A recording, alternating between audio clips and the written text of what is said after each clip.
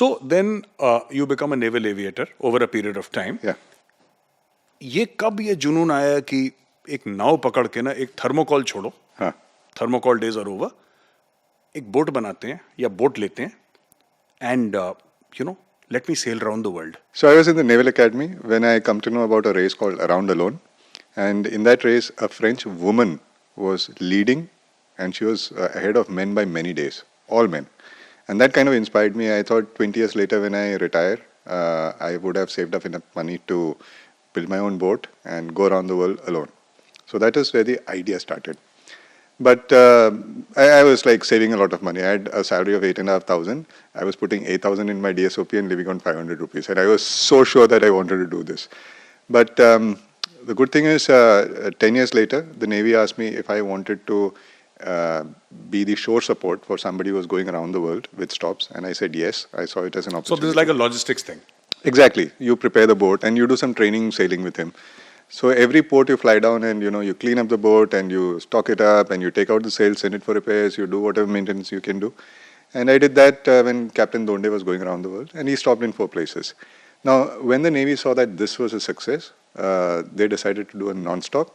And instead of asking for volunteers, they asked me straight away, do you want to do it? And I said yes. And that's how I ended up doing a non-stop circumnavigation in 2012-13. Took me 150 days, became the first Indian, only Indian actually, and the second Asian to do this sort of a thing. I want to ask you, it defies imagination. And I very rarely am I at a loss of words, because normally we on television, you say cue and you start talking. But I'm just thinking, those dark nights when you were alone in that boat, right? Yes, I mean, that's... There's nobody but you in the boat. Yes, exactly. And the elements. Yes. How scary was it at night when there were waves and storms and you could have been unwell sometimes? It was not scary at all. The thing is, it's all about how well you can control your mind. And you reach a stage... Not scary at all. No, so that's what, for me it wasn't. I used to meditate at sea.